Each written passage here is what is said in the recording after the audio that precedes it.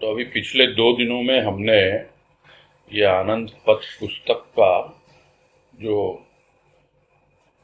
2 शब्द है प्रारंभिक, उसकी भूमिका कह लो, 2 शब्द जो गुरुदेव ने लिखा है उसको पढ़ा, उस पर चिंतन मनन किया और उसका सार यही समझ में आया कि गुरुदेव के मन में यह पुस्तक लिखने की बात आई कहाँ से, क्योंकि विश्व में जो चल रहा था उनके सामने और वो अवस्था आज पहले से भी अलग है, या यूं कहें पहले से भी बदतर हो गई है, तो कोई अतिशयोक्ति नहीं होगी।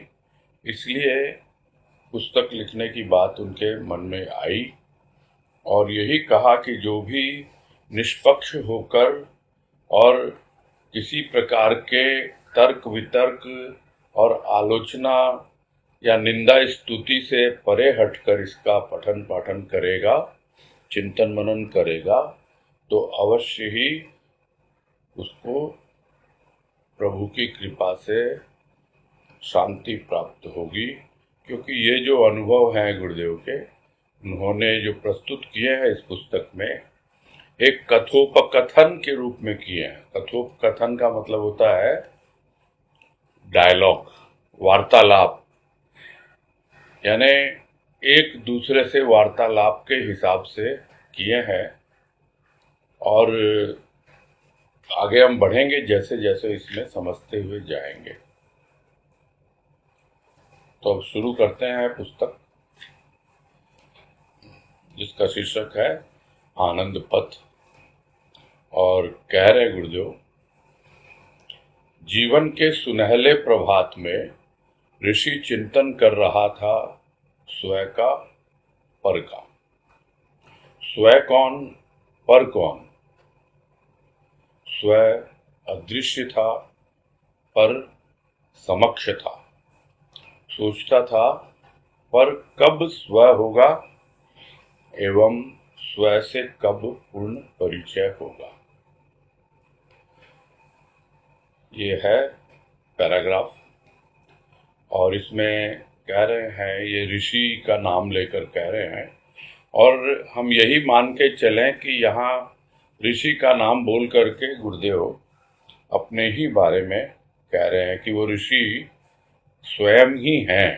ऐसा लिखा नहीं है कहीं पर, किंतु समझने के लिए या अपने आप को पीछे रखने के लिए, ताकि उनका अहंकार प्रदर्शित न हो और लोग गलत न समझें, इसलिए गुरुदेव ने अपने अनुभव ऋषि के नाम से यहाँ पे रखे हैं। और ऋषि जो है चिंतन कर रहा था, किसके बारे में सोच रहा था? स्वयं के बारे में और पर के बारे में। कब सोच रहा था? जब उसका जीवन प्रारंभ हुआ और उस जीवन में थोड़ा थोड़ा ज्ञान का प्रकाश आना प्रारंभ हुआ। यानी वो प्रभात, वो सुबह है जब ज्ञान का सूर्य उसके जीवन में उदय होने को है और सूर्य की जिस तरह सुनहरी किरणें प्रकट होना प्रारंभ करती हैं, उसी तरह ज्ञान की एक अनुभूति हो रही है उसको, और वो अपने चिंतन में विचार कर रहा है, सोच रहा है स्वयं के बारे में और पर के बारे में। स्वयं का साधारण अर्थ हम निकालते हैं मैं, और पर का मतलब दूसरे। तो पर का मतलब तो दूसरे ही होता है, लेकिन यहाँ पर स्वयं का मतलब जो होता है, यह एक ऐसा तत्व है जो गुरुदेव ने अलग ढंग से समझाया है। यानी स्वयं को मैं तो क्या बल्कि आत्मा और परमात्मा से भी अलग बताया है। तो ये जब जैसे जैसे हम आध्यात्मिक राह पे बढ़ते जाएंगे, तब हम स्वयं के बारे में समझते जाएंगे, और जितनी भी बीच में बाधाएं आ रही हैं स्वयं के परिचय प्राप्त करने में, वो सब गुरुदेव के अनुभव के द्वारा हम आगे बढ़ते हुए उनकी कृपा से दूर करते चले जाएंगे। तो यह तो समझ में आ गया कि स्वयं कौन था, पर कौन था, इस पे चिंतन हो रहा है, किंतु वह स्वयं जो है वो दिखाई नहीं दे रहा है, वो अदृश्य है। और जो कुछ दिखलाई दे रहा है, जो कुछ सामने है, वो स्वयं नहीं है। यानी अपने आप को जानना है, अपने आप को पहचानना है। जो कुछ भी अपना आपा दिखलाई दे रहा है, वो तो अपना शरीर दिखलाई दे रहा है स्थूल की आंखों से। अपना चेहरा दिखलाई देता है जब दर्पण में देखते हैं, समक्ष वही होता है, स्थूल है समक्ष।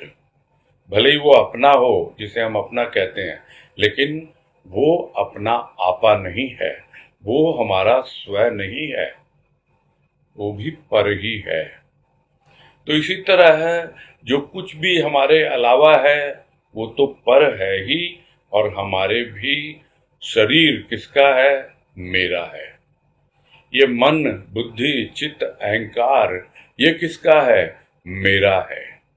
यानी मैं कोई और है और यह शरीर कोई और है, तभी तो मेरा हुआ। यानी मैं कोई और है और मेरा मन, मेरी बुद्धि, मेरा चित्त, मेरा अहंकार, यानी ये जो मैं है इससे जुड़े हुए हैं, ये वास्तविक मैं नहीं है। तो इस प्रकार से वो चिंतन कर रहा है और उसे दिखलाई दे रहा है कि पर तो सामने है, किंतु स्वयं जो है वो अदृश्य है। और वो इसी बात को सोच रहा था कि जो भी पर है वो कब स्वयं होगा। यानी जिसको मैं पराया समझता हूं, पर समझता हूं, दूसरा समझता हूं, वो कब स्वयं होगा। यानी शरीर मेरा है, सही बात है, किंतु इस शरीर में कौन वास कर रहा है, कौन रोम रोम में रमा हुआ है? वो तो वही है जो मैं हूं। मैं हूं तो यह शरीर है। यानी मैं की जो सत्ता है वो पूरे रोम रोम में व्याप्त है। तो कब यह जो पर समझ रहा हूं मैं इस शरीर को, ये स्वयं होगा। जो मैं पर समझ रहा हूं, जिसको दूसरा समझ रहा हूं, पराया समझ रहा हूं, वो कब अपना होगा और कब स्वयं से पूरी तरह पूर्ण रूप से परिचय होगा। बस इसी पर वो विचार कर रहा है। आगे कह रहे हैं, अग्नि जली हवन की, विचारों की, क्योंकि वह स्थूल और सूक्ष्म दोनों में ही स्वयं की अनुभूति की अनुकंठा लिए बैठा था। ऋषि शांत, प्रकृति शांत। ऐसी शांत अवस्था में ऋषि ने अवलोकन किया मानस नेत्रों से अपूर्व भाव। ऋषि अन्य को स्व समझ बार बार ध्यान धारणा का प्रयोग कर रहा था। प्रकृति उसे अपनी यानी ऋषि की ओर संकेत कर रही थी। ऋषि संकेत को समझकर भी समझ नहीं पा रहा था।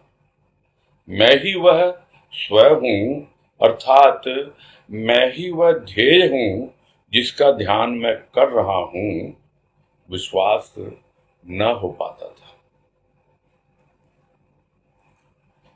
अब इस एक पैराग्राफ में इतनी गहरी और व्यापक बात गुरुदेव ने कह दी है, जिसको समझने में, अनुभव करने में तो बहुत समय लग जाएगा, किंतु समझने में भी हमें काफी ध्यानपूर्वक समझना होगा उसको, कि जो अग्नि जली है, जिस तरह हवन की अग्नि जलती है, वैसे ही विचारों की अग्नि जली है। अब वो जो विचारों की अग्नि जली है, उसमें वो अब देख रहा है कि मैं क्या समिधा के रूप में डालूं। क्यों? क्योंकि वह तो स्थूल और सूक्ष्म दोनों में ही चाहता था उस स्व की अनुभूति, यानी वो पर में भी स्व को ढूंढ रहा था और स्व में भी स्व को ही ढूंढ रहा था, ताकि उसे स्व का पूर्ण परिचय प्राप्त हो जाए। तो स्थूल और सूक्ष्म दोनों में ही स्व की अनुभूति की अनुकंठा लिए बैठा था, यानी बहुत, इसे हम कहते हैं, गहराई तक उसकी चाह थी। आग्रह ही नहीं, उससे भी ज्यादा उसकी प्यास थी, एकदम प्राणों की गहराई से, कि वो स्थूल और सूक्ष्म दोनों में ही स्व की अनुभूति प्राप्त करे। तो ऋषि शांत था, प्रकृति भी शांत थी। तो ऐसी शांत अवस्था में अपने मानस नेत्रों से, यानी कि सूक्ष्म नेत्रों से, एक नेत्र जो होते हैं बाहर के होते हैं, बाहर की आंखें होती हैं, यह स्थूल आंखें हैं। एक होती है सूक्ष्म की आंखें, वो सूक्ष्म की आंखें वो भीतर देखती है। आंख बंद कर लेते हैं जब और सोचते हैं हम ध्यान में बैठे हैं, तो ध्यान में हम क्या देखते हैं, वही बतला रहे हैं कि ध्यान में बैठ करके आंखें बंद करके वो देख रहा है अपने भीतर उठते हुए कुछ अपूर्व भाव। अपूर्व भाव यानी कभी उसके पहले उसे इस तरह के भावों की अनुभूति नहीं हुई। ऋषि अन्य को स्व समझ बार बार ध्यान धारणा का प्रयोग कर रहा था, बार बार कोशिश कर रहा था ध्यान करने की, और जो ध्यान में आ रहा था उसको धारण करने की कोशिश कर रहा था, और उसी के हिसाब से वो आगे बढ़ रहा था कि जो अन्य है, प्रकृति का जो स्थूल रूप है या प्रकृति का जो सूक्ष्म रूप है, वो सब तो उससे अलग ही है। तो वो अन्य को यानी पर को स्व समझकर बार बार उसी के लिए ध्यान धारणा का प्रयोग कर रहा था। और प्रकृति से क्या संकेत कर रही थी? अपनी ओर, यानी ऋषि तू इधर उधर कहाँ देख रहा है? तू देख तो अपने आप को देख, अपने ध्यान को देख। तेरा ध्यान कहाँ है? तेरा ध्यान यदि दूसरों में है, अन्य में है, तो फिर तू स्व को नहीं समझ पाएगा। यदि तू समझ रहा है कि जिसको मैं आंख बंद करके मैं जिस अपने इष्ट का ध्यान कर रहा हूं, तो वो इष्ट जो है वो है कहाँ, वो कौन है? क्या तूने समझा है उसको जिसका तू ध्यान कर रहा है? क्या वो मात्र एक स्थूल रूप है, मूर्ति है? तो जब तक वो मूर्ति के रूप में है, वो तुम्हारा सद्गुरु, वो गुरु, तब तक वो अन्य है, दूसरा है, उसका स्थूल प्रकृति का रूप है। और जैसे जैसे तुम उसकी सूक्ष्म प्रकृति को समझोगे, यानी उसके भाव विचारों को, उसकी प्रेम और भक्ति को, तब धीरे धीरे समझ में आएगा उसका सूक्ष्म रूप। किंतु फिर भी वो स्थूल और सूक्ष्म प्रकृति ही कहलाएगी। वास्तव में जिसका ध्यान तुम कर रहे हो वो तो स्व है। वो स्व यदि वो गुरु के रूप में भी है, तो लोगों ने यही कहा है वो गुरु है कौन? वो गुरु तो तुम्हारी रूह है, यानी तुम्हारी आत्मा है, यानी तुम स्वयं ही अपने गुरु हो, लेकिन तुम अपने को जानते नहीं हो, और उसको बताने के लिए, तुम्हें समझाने के लिए, वो ज्ञान देने के लिए ही गुरु तुम्हारे जीवन में आया है। तो प्रकृति उसे बार बार संकेत कर रही है, अपनी ओर देख, तू अन्य को न देख, कि तेरे भीतर कितना अपने प्रभु का भाव है, कितना तेरे भीतर उसका प्रेम है, यह तू देख। उसकी ओर संकेत कर रही है प्रकृति उसे। और ऋषि समझ कर भी समझ नहीं पा रहा था। समझ में तो आ रहा था कि सब लोग कहते हैं अपने अंदर देखो, अपने भीतर देखो, समझ में आ रहा है, लेकिन फिर भी ठीक से नहीं समझ में आ रहा है। क्या समझ में नहीं आ रहा है? कि मैं ही वह स्वयं हूं। यानी मैं ही हूं वो जिसको मैं ढूंढ रहा हूं, जिसका मैं ध्यान कर रहा हूं, जिसको मैं धारणा में ले रहा हूं, वो कोई और नहीं है, वो मैं ही हूं। और मैं अन्य को स्वयं समझकर बार बार उसकी ओर देख रहा हूं। ये गुरुदेव अपना अनुभव लिख रहे हैं ऋषि के नाम से। ये जरा हम बार बार ध्यान दें इस बात पर, और थोड़ा सा भी इसको लेके भ्रमित न हो कि कोई ऋषि है या कोई गुरुदेव है वही ऐसा अनुभव प्राप्त कर सकते हैं।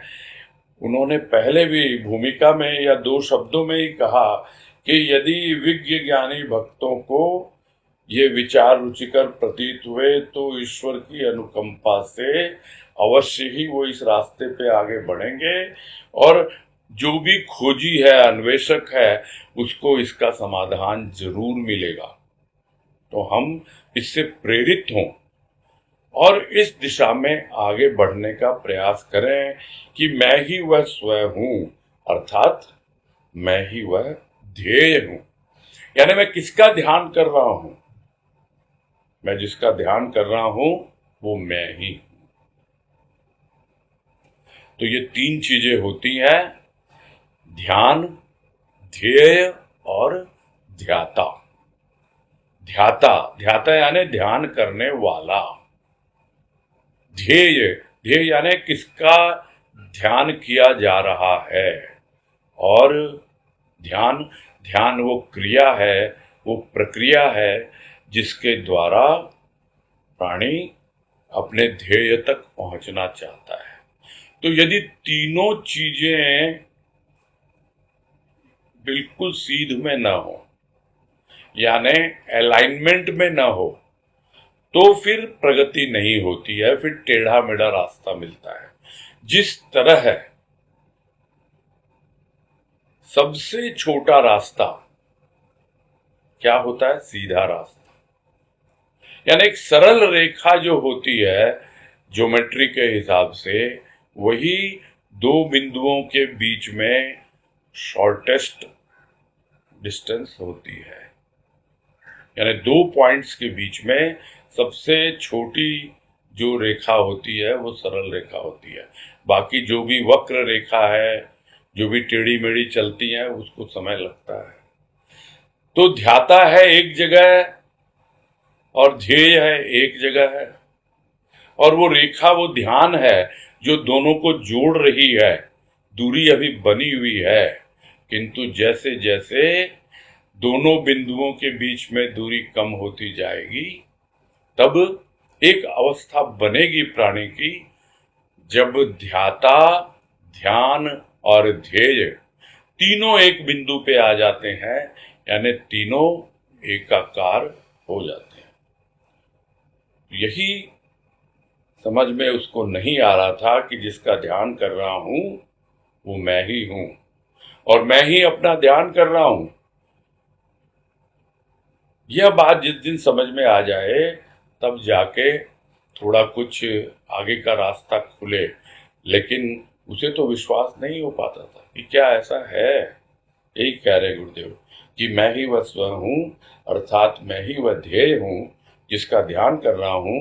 विश्वास न हो पाता था। युग बीते, काल चक्र ने करवट बदली। आज भी ऋषि चिंतन में मग्न था। स्वयं को पहचानूं, आनंद में गोता लगाऊं, इसी का प्रयत्न हो रहा था। आंशिक सफलता के दर्शन हुए जब उसने अन्य हिंसक प्राणियों में गति देखी वृत्तियों की। कहलाते थे पशु, किंतु अपने बच्चे को प्यार देकर प्रसन्न होते थे। ऋषि ने देखा ममत्व और आहार निद्रा भय मैथुन का समान भाव। जिसे उसने मनुष्यों में देखा था। सोचने लगा, क्या मनुष्य भी एक प्रकार का पशु है? बुद्धि ने उत्तर दिया, है तो कुछ अंतर है। अंतर है अंतःकरण का। ऋषि का प्रश्न था, सभी क्रियाएं एक सी है, फिर अंतर कहाँ? बुद्धि कहने लगी, ये प्रकृति के पुतले प्रकृति तक ही खेलते रहते हैं, पुरुष का साक्षात्कार कर नहीं पाते। मनुष्य स्वतंत्र और परतंत्र दोनों ही है। स्वयं के तंत्र को जाने तो स्वतंत्र, अन्यथा पशुवत व्यवहार करता परतंत्र भावनाओं से ही आविष्ठित रहता है। ऋषि मनुष्य को पशु मानने के लिए तैयार न था। प्राण एक है, आत्मा एक है, ये तो बुद्धि बल पर शायद स्वीकार कर लेता, किंतु मनुष्य पशु एक है, इसे वह कैसे स्वीकार करता? ये पैराग्राफ यूं तो काफी स्पष्ट किया है गुरुदेव ने अपने आप, फिर भी हम थोड़ा सा समझेंगे। और ये समझने का यही है शुरू में जो इसमें कहा कि यह जो ऋषि जो ध्यान कर रहा था उसे विश्वास नहीं हो रहा था कि वो मैं ही हूं। यानी गुरुदेव अपने पहले के जन्मों का ध्यान कर रहे हैं कि शायद उस वक्त मुझे विश्वास हो जाता तो मुझे फिर ये जन्म नहीं लेना पड़ता, उसी वक्त मुझे स्वयं की अनुभूति हो जाती और मैं आवागमन के चक्र से मुक्त हो जाता, किंतु वो हुआ नहीं। इसलिए युग बीते, काल चक्र ने करवट ली और आज भी ऋषि चिंतन में मग्न था।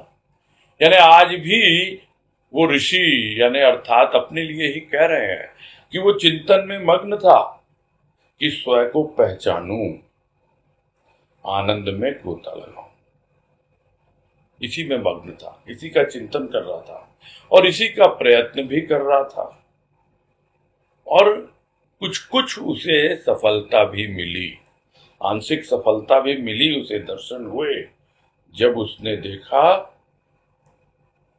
किसको, हिंसक प्राणियों की वृत्तियों की गतिविधि देखी कि किस प्रकार से वृत्तियां जो हैं इन हिंसक प्राणियों के भीतर गति दे रही हैं।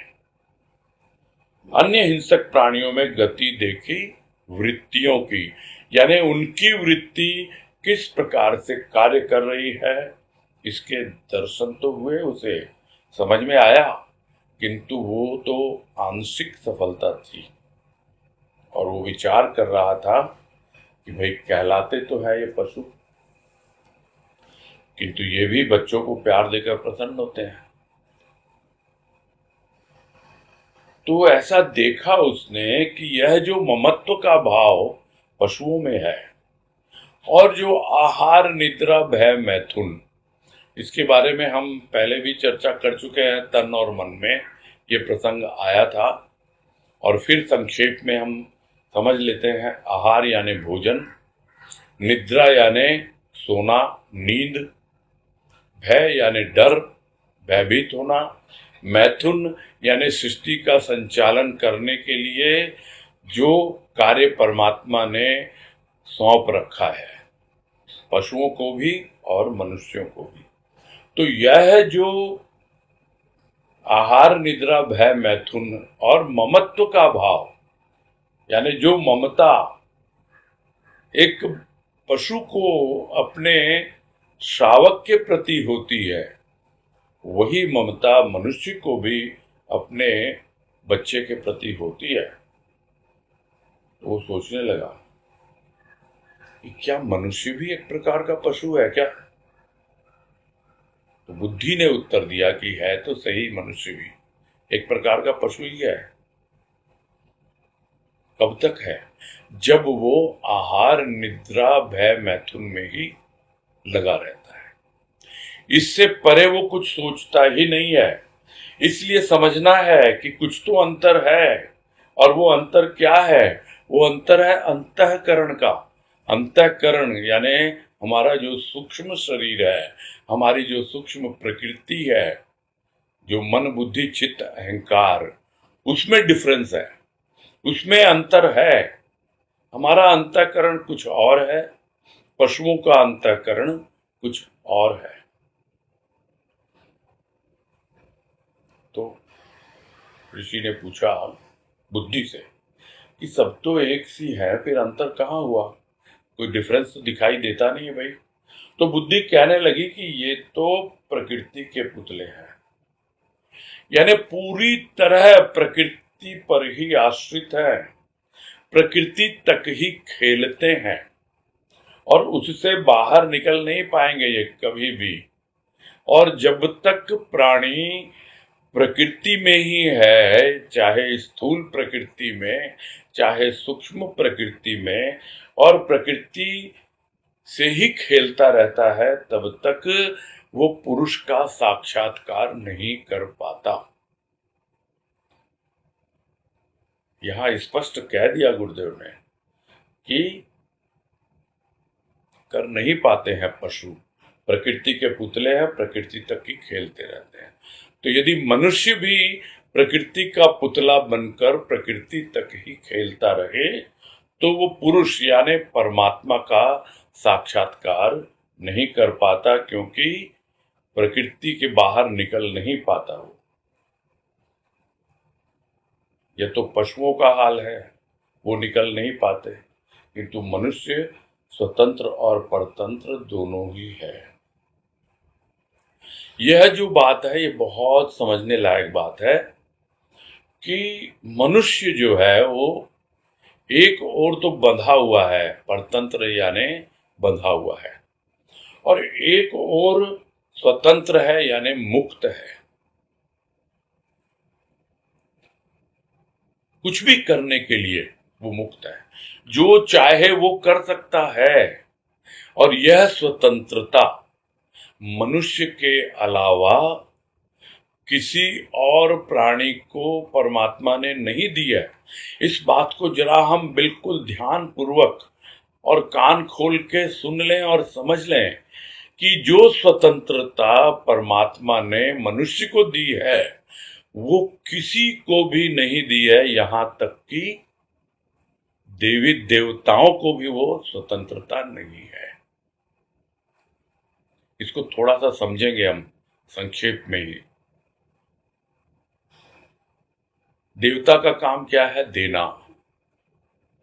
वो अपनी मर्जी से कुछ भी डिसीजन नहीं ले सकता। स्वतंत्र निर्णय लेने की उसके भीतर क्षमता हो भी सकती है, लेकिन वो अलाउड नहीं है, वो ले नहीं पाएगा। नहीं तो ये जो इतने असुरों ने तांडव किया, इतना कुछ किया रावण ने, कंस ने, रावण ने क्या किया, कितनी तपस्या की, सब कुछ। क्या देवता को मालूम नहीं कि इसके पीछे इसका उद्देश्य क्या है? किंतु देवता बंधे हुए हैं। कोई अगर तपस्या करता है तो उनको उसके बदले में जो भी वरदान है वो देना ही पड़ेगा। बंधे हुए हैं वो, किंतु मनुष्य बंधा हुआ नहीं है। पशुओं की बात तो समझ में आती है, किंतु यह जो स्वतंत्रता है, जब एकमात्र मनुष्य को है, यह बात समझना बहुत जरूरी है। और क्या करते हैं हम उसी स्वतंत्रता का गलत व्यवहार करते हैं, मिसयूज करते हैं। लोग बोलते हैं इतना आतंकवाद है, इतनी जगह जगह बदमाशियां हो रही हैं, इतना कुछ हो रहा है, तो भगवान रोकता क्यों नहीं है? क्या करे भगवान? भगवान भी विवश है, क्योंकि यह स्वतंत्रता उसने दे रखी है मनुष्य को, इसलिए वो रोक नहीं पाता है। यही वजह है मेरे समझे, और कोई वजह हो ही नहीं सकती है। तो मनुष्य स्वतंत्र है और कुछ अंशों में परतंत्र भी है, यानी जो उसको शरीर के लिए करना है वो परतंत्र है, किंतु जो वो सोचना चाहता है, जो वो करना चाहता है, जो अपने सूक्ष्म में और उसके अनुसार जैसा भी अपना जीवन यापन करना चाहता है, उसके लिए वो स्वतंत्र है। किंतु वास्तव में स्वतंत्र है क्या? स्वतंत्र तो वो है जो स्वयं के तंत्र को जाने, तब वो पूरी तरह से स्वतंत्र है। अन्यथा पशुवत व्यवहार करता हुआ परतंत्र भावनाओं से ही आविष्टित रहता है, माने घिरा रहता है, उसी में लिपटा रहता है। यानी किसी ने कुछ कहा, उसको अपनाया, दूसरों की भावना अपनाई, उसको जी रहा है। अरे अपनी सोच क्या है तुम्हारी? तुम स्वतंत्र हो सोचने के लिए, समझने के लिए, आगे बढ़ने के लिए तुम स्वतंत्र हो, किंतु तुम सोचते ही नहीं, समझते ही नहीं, ध्यान ही नहीं देते इस पर। तो परतंत्र है दूसरों की भावनाओं से, इसलिए उसी में लगा रहता है।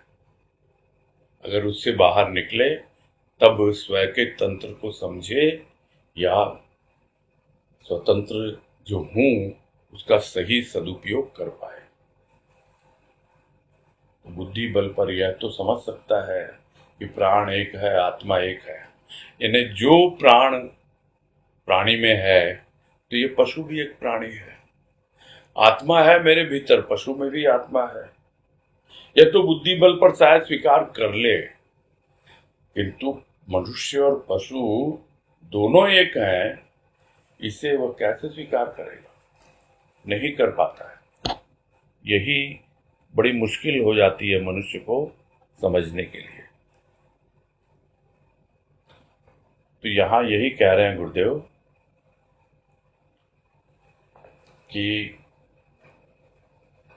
जब तक हम पशुवत व्यवहार करते हैं, यानी आहार, निद्रा, भय, मैथुन, इसमें ही लगे रहते हैं और अपनी जो स्वतंत्रता है उसका सही सदुपयोग नहीं करते, तब तक हम भी एक प्रकार से पशुवत जीवन ही व्यतीत करते हैं।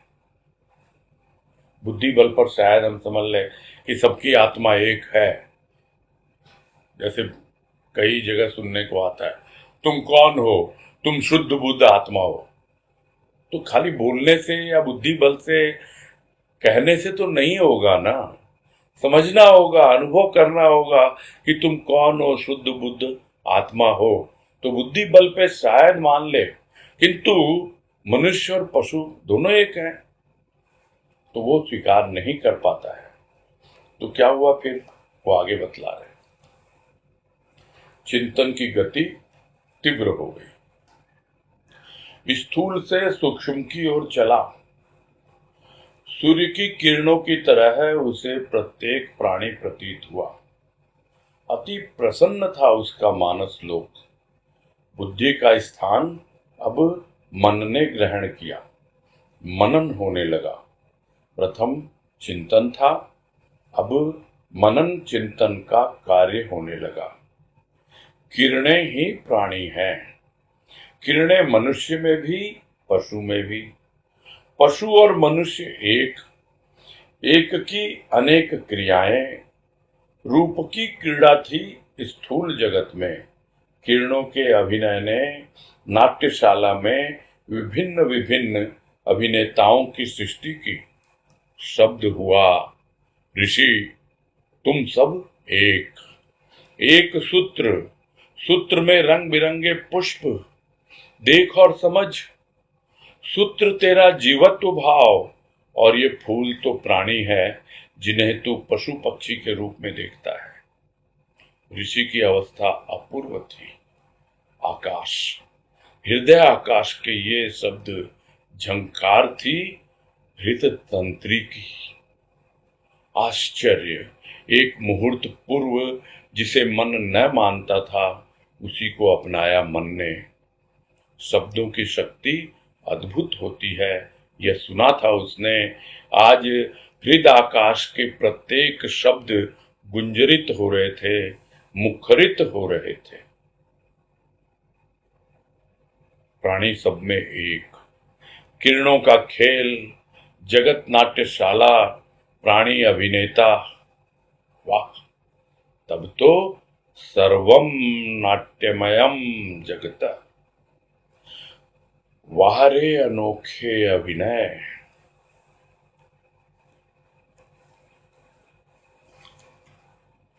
ये पैराग्राफ वैसे तो थोड़ा लंबा है, किंतु गुरुदेव ने इसे काफी स्पष्ट किया है, इसलिए हम भी इसको थोड़ा सा संक्षेप में ही समझने की कोशिश करेंगे कि जब ऋषि की चिंतन की गति तीव्र हो गई तो अब वो स्थूल रूप नहीं देख रहा पशुओं का, अब सूक्ष्म की ओर चला।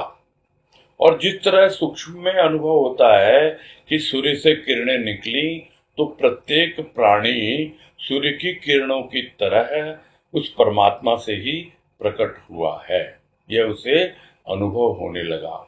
उसका मानस लोक बहुत ही प्रसन्न हो गया कि अब उसे उसका जवाब मिल गया कि वो एक सूर्य है, हम सब उसी की किरणें हैं। और अब बुद्धि का स्थान नहीं रहा, अब मन ने बुद्धि का स्थान ले लिया और वो अब मनन करने लग गया, यही चिंतन करने लग गया। पहले चिंतन था, अब मनन होने लग गया कि ये जितनी भी किरणें हैं यही प्राणी है। यानी प्राणी कुछ और नहीं है, उस परमात्मा रूपी सूर्य से निकली हुई किरणें हैं। और वो किरणें मनुष्य में भी हैं और पशु में भी हैं। तो समझ में आ गया उसे कि पशु और मनुष्य एक की संतान, और उस एक की ही अनेक क्रियाएं हैं। और वो जो अनेक क्रियाएं हैं, कहीं पशु के रूप में है, कहीं मनुष्य के रूप में है, कहीं किसी और रूप में है। तो किरणों के अभिनय ने नाट्यशाला में विभिन्न अभिनेताओं की सृष्टि की। यानी यह जो जगत जो नाट्यशाला के रूप में दिखाई देने लग गया, तो वो क्रीड़ा किसकी थी, नाटक किसका था, वो रूप की क्रीड़ा थी। यानी कोई जानवर के रूप में है, कोई मानव के रूप में है, कोई पेड़ पौधे के रूप में है, कोई पहाड़ के रूप में है। यानी स्थूल जगत में यह अलग अलग रूपों का ही खेल उसको दिखलाई देने लगा। और विभिन्न अभिनेताओं का ही यह एक रंगमंच है, यह जगत एक नाट्यशाला है। और एक प्रकार से शब्द हुआ, आकाशवाणी हुई, जिसको कहते हैं कि तुम सब एक ही हो ऋषि, कोई अंतर नहीं है। एक ही सूत्र में बिंधे हुए, पिरोए हुए अलग अलग रंग बिरंगे पुष्प हो। देख और समझ, यह सूत्र कुछ और नहीं है, तेरा जीवत्व भाव है। और ये फूल जो हैं, जिनको तू पशु पक्षी के रूप में देखता है, यानी यह जीवत्व भाव ही तुझे बांध के रखा हुआ है सूत्र के रूप में। अन्य पशु पक्षी या और जितने कुछ दिखाई पड़ते हैं अलग अलग रूपों में, प्रकृति जो रूप का जो खेल चल रहा है, उसमें यह तेरा जीवत्व भाव है।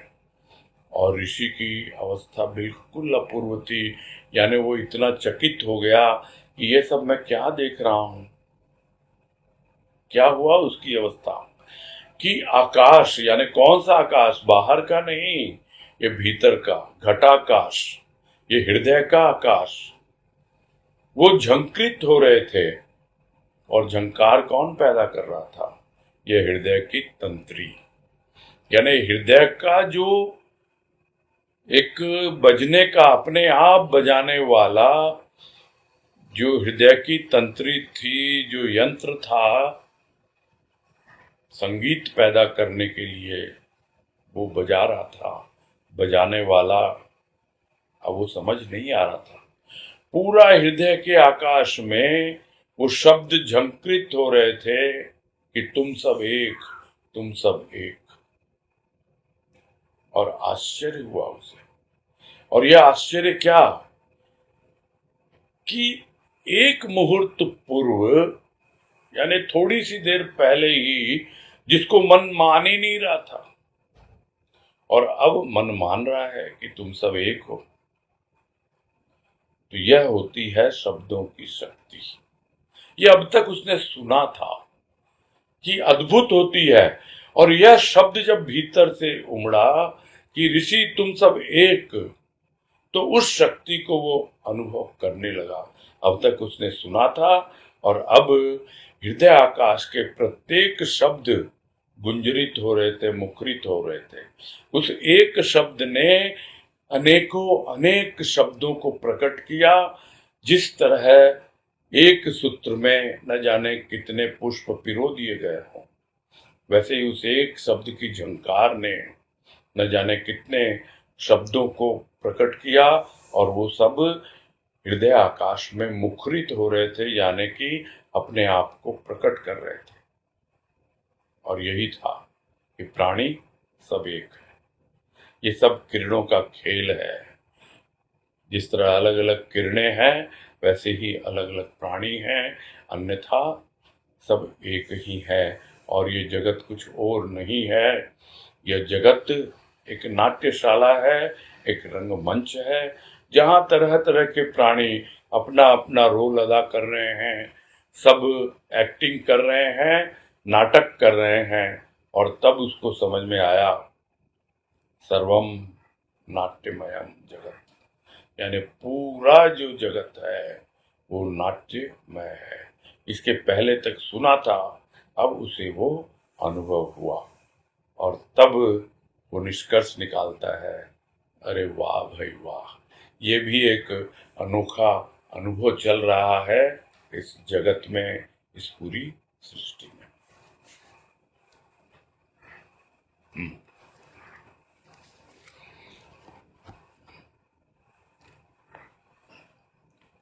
हाँ, अब पूरा करते हैं।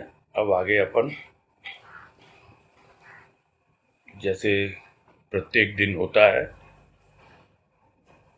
प्रश्न और उत्तर, जिज्ञासा, वो सिलसिला चालू करेंगे।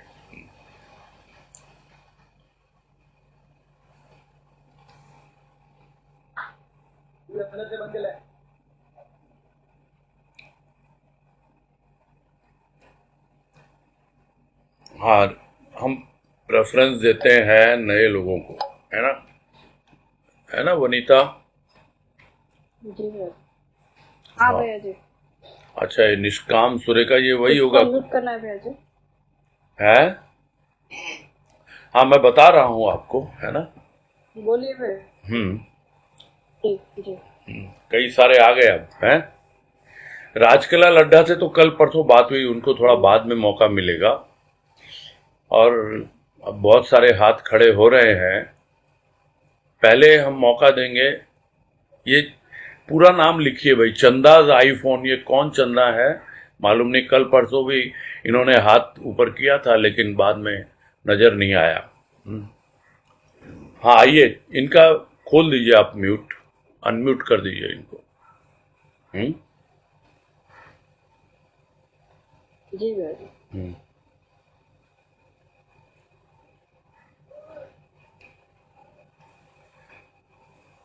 आप अपना म्यूट खोलिए चंदा चाची जी।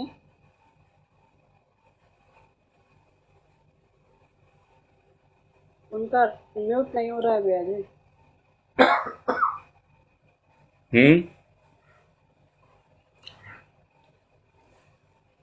अब उस दिन भी ऐसे ही, हाँ, खोल लिया ना म्यूट अभी। बोलिए। हेलो।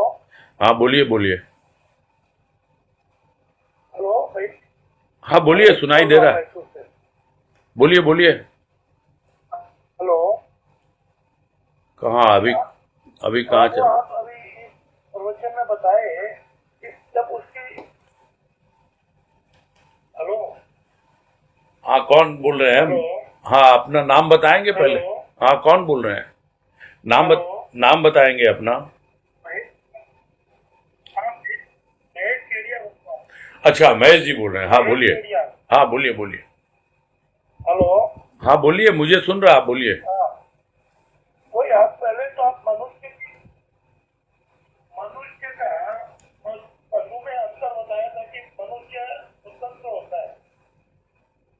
हाँ जी। जब आदमी के चलते चलते ये बताने लग गया, वो मान गया कि दोनों, ये कैसे हुआ? हेलो, लेवल बदलता जाता है है। क्या? हाँ, सब सुन लिया मैंने, आपका प्रश्न सुन लिया है। आप एक, हाँ, हाँ, थोड़ा ध्यान पूर्वक सुनिए, इतना चंचल मत होइए, ध्यान रखिए थोड़ा। मैंने आपका प्रश्न समझ लिया है। आप जो है यह समझिए कि मनुष्य स्वतंत्र है, किंतु कुछ हद तक परतंत्र भी है। वो उसके जैसा भी है, पशु के जैसा भी। एक लेवल तक पशु के जैसा है, और उसके बाद जैसे जैसे वो आगे बढ़ता चला जाएगा, यानी पूरा अपने स्वयं तक पहुंच जाएगा, अपने आत्म भाव में आ जाएगा, तब जाकर के वो देखेगा कि यह एक ही है, वो परमात्मा, जिसकी किरणें हैं ये सारे जितने भी सृष्टि में हैं, चाहे वो पशु हैं, चाहे वो पक्षी हैं, चाहे वो मनुष्य है, चाहे कोई भी है, और सब जीवत्व भाव में बिंधे हुए हैं। यही कहा है गुरुदेव ने इसमें। एक लेवल का फर्क है। जब हम लोअर लेवल उसके पहले ही। है, अच्छा, जब हम लोअर लेवल में होते हैं तो हम में और पशु में कोई अंतर नहीं है। हाँ, लेकिन जब हम आत्म भाव में होते हैं तब भी हम में और पशु में कोई अंतर नहीं है। लेकिन बीच में अंतर क्या बताया? अंतःकरण का। तो अंतःकरण क्या है? यानी हमारा जो सूक्ष्म है उसमें अंतर होता है। समझ में आ गई बात? पशु में और मनुष्य में अंतःकरण का अंतर होता है। हाँ, हाँ, अब नेक्स्ट। हाँ, श्रुति मित्तल को दीजिए नेक्स्ट। हाँ, श्रुति अनम्यूट करिए।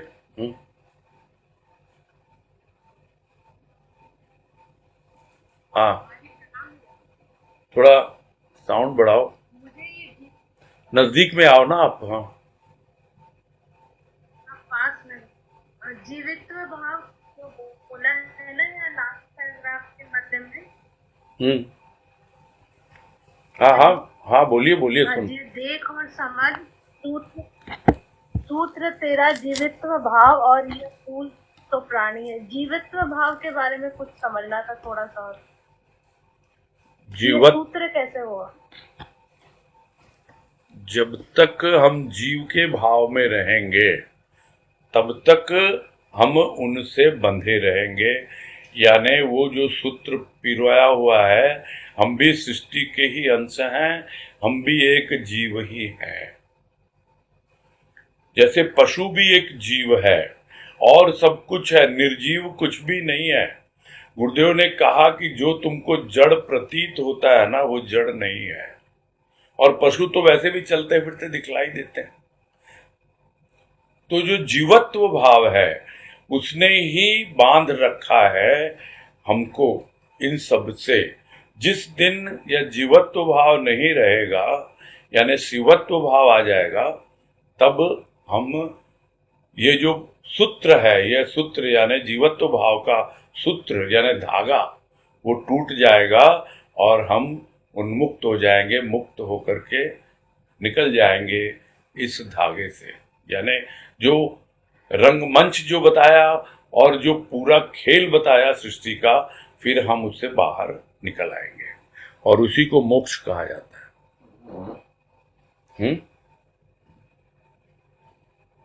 हाँ जी भैया। हाँ भाई, नेक्स्ट। ठीक है भैया। हाँ, ठीक है। हाँ, नेक्स्ट कुसुम पोद्दार को दीजिएगा। कुसुम पोद्दार का अनम्यूट कीजिए। बोलिए कुसुम जी। हरिओम भैया। हाँ, हाँ, हरिओम, बोलिए। भैया ये पूछेंगे प्रश्न आपसे। अच्छा, कौन? भैया प्रणाम, ये पूछेंगे। सुभाष जी पूछेंगे। हाँ भैया, हरिओम। सुभाष पोद्दार रांची से। हाँ, हाँ, बोलिए बोलिए। हाँ, पूछिए। आपने बताया भैया स्वतंत्रता का अधिकार सिर्फ मनुष्य जीवन को ही प्राप्त है, देवता को भी नहीं। हाँ जी। तब ऐसी ऐसी अवस्था में मनुष्य क्यों नहीं अपने मनमानी करेगा? हाँ, बिल्कुल करेगा। और ये इसीलिए कि इसी का फल भुगतता है। वो मनमानी करता है, इसीलिए उसका फल भुगतता है। वो जानता नहीं है कि ये एक ऐसा जन्म उसको मिला है कि वो जो थोड़ा सा परतंत्र है ना, जो बंधन में है थोड़ा बहुत, वो उस बंधन को भी काट सकता है, पूरी तरह से मुक्त हो सकता है। तो यही कहा ना कि कुछ अंशों में स्वतंत्र है और कुछ अंशों में परतंत्र है, किंतु जब स्वयं के तंत्र को जान लेता है तब जाकर के वो पूरी तरह से स्वतंत्र होता है, यानी आवागमन के चक्र से मुक्त हो जाता है, उसे मोक्ष की प्राप्ति हो जाती है। क्यों नहीं करेगा? बिल्कुल करेगा, कर ही रहे हैं लोग। वो बात भी आई थी ना चर्चा में कि ये जो इतना आतंकवाद और इतनी बदमाशियां और सब गलत काम जो कर रहे हैं लोग, तो कर रहे हैं क्योंकि भगवान ने उनको दे दिया वो पावर। क्यों नहीं करेगा? कर रहा है, बिल्कुल कर रहा है। उसका मिसयूज कर रहा है वो, वही बात है। दिया है भगवान ने बहुत कुछ और उसका गलत उपयोग हो रहा है ना। चलो। हाँ भाई, अभी महेश सुरेखा और निष्काम का बदल के महेश कर दिया नाम। हाँ आओ भाई महेश, अनम्यूट कीजिएगा इनको। हाँ बोलो महेश। हाँ हाँ हाँ, सुन रहा है, मुझे सुन रहा है।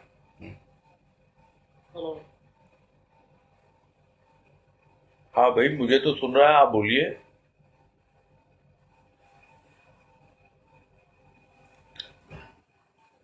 भैया जी वो दिखाई नहीं दे रहे हैं। अच्छा कोई बात नहीं, कुछ गलत बटन दब गया होगा उनसे। हाँ आप दीजिए, राजकला जी को दीजिए।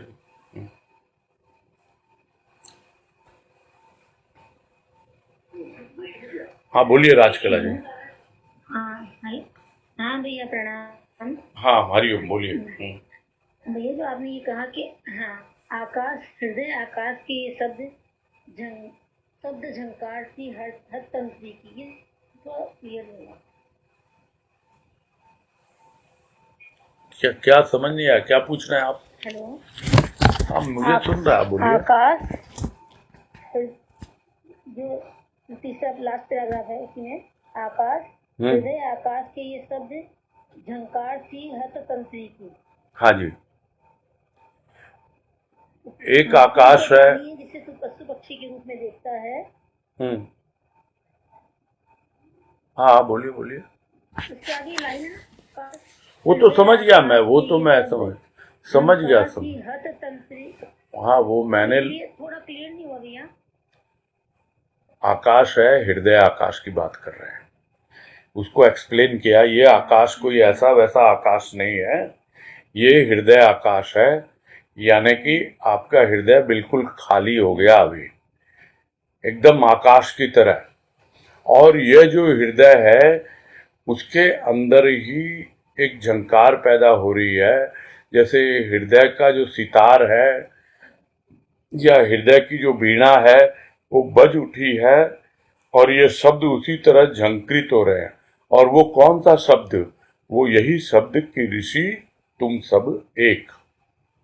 तो इसको एक मुहूर्त पूर्व मान नहीं रहा था मन ऋषि का, लेकिन जब ऐसी अनुभूति उसे मिली तो उसकी अवस्था जो है एकदम अपूर्व हो गई, यानी उसके पहले कभी उसे ऐसा अनुभव हुआ ही नहीं कि अपने आप ही। लेकिन उसके लिए क्या आवश्यकता कि आकाश पूरी तरह खाली हो, है ना, हृदय खाली हो पूरा।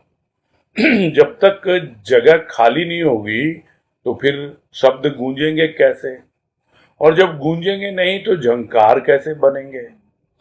तो ये तीन चीजें हैं, तीन अवस्थाएं हैं। थोड़ा हम लोग ध्यान पूर्वक सुन लें जो भी हैं, आगे हो सकता है कभी इस तरह का प्रश्न आपके हमारे मन में भी उठे।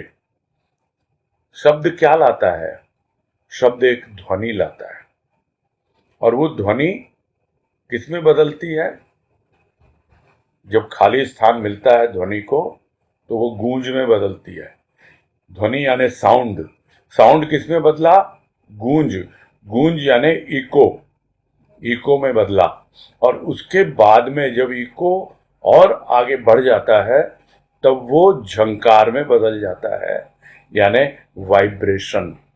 जो आजकल वाइब्रेशन वाइब्रेशन की बात बोलते हैं ना, वो जब तक आप भीतर से खाली नहीं होगे तब तक कोई भी वाइब्रेशन कहीं भी होता हो, वो आपके हो सकता है कानों को स्पर्श करे, क्योंकि कान में जगह थोड़ी खाली होती है, वहीं से तो घुसती है आवाजें, वहीं से तो शब्द घुसते हैं, वहीं से तो ध्वनि आती है। किंतु यदि हृदय खाली नहीं हो तब कैसे गूंजेगी? तो जो एक वाणी में गुरुदेव ने कहा कि वाणी गूंजती है यदि श्रोता का दिल खाली हो। सुनी होगी वाणी आपने ये, है ना? हाँ, तो श्रोता का दिल खाली होना चाहिए। वैसे ही हृदय आकाश जो है खाली होता है पूरी तरह से, तब जो तंत्री बजती है हृदय की, जो झंकार पैदा होती है, जो कभी उसको इसके पहले अनुभव में नहीं आई। और वो शब्द क्या था? ऋषि तुम सब एक हो, यानी जिसको तुम अलग समझ रहे हो कुछ भी अलग नहीं है। ठीक है? जी हाँ। अभी मधु मुंदड़ा को दीजिए।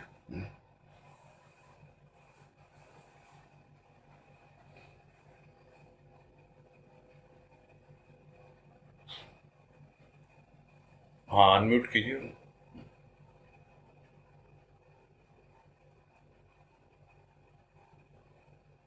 हेलो वनीता। मधु मुंद्रा जी, आप अपना अनम्यूट करिए प्लीज। हाँ बोलिए मधु जी। हाँ बोलिए मधु जी। हेलो। हाँ आ रही है आवाज, बोलिए। हाँ, आवाज आ रही है भैया? हाँ आ रही है, हाँ, बोलिए। प्रणाम भैया। हाँ नमस्कार। हाँ, मैं ये पूछ रही थी, हाँ, इसमें आपने ये पहले लाइन आई है, प्रथम चिंतन था अब मनन चिंतन का कार्य है ये। तो मेरे को डिफरेंस समझ में नहीं आया कि चिंतन में और मनन चिंतन में क्या है।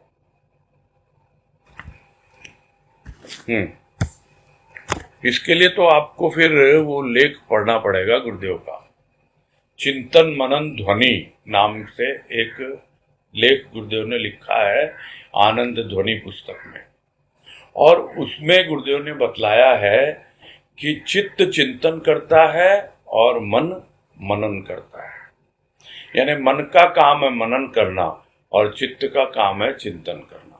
अब हम मन और चित्त को भी पहले समझ चुके हैं जब तन और मन की चर्चा हो रही थी, है ना? इसलिए आप यही समझ लो कि पहले चित्त चिंतन कर रहा था और अब मन भी आ गया वहां पर, तो दोनों काम होने लगे। अब चिंतन भी होने लग गया, मनन भी होने लग गया। ये समझ में आ रहा है जो गुरुदेव यहाँ कहना चाह रहे हैं। ठीक है?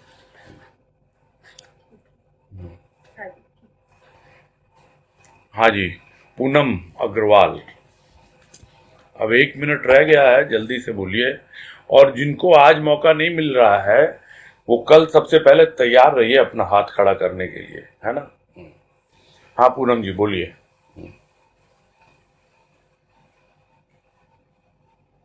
हेलो,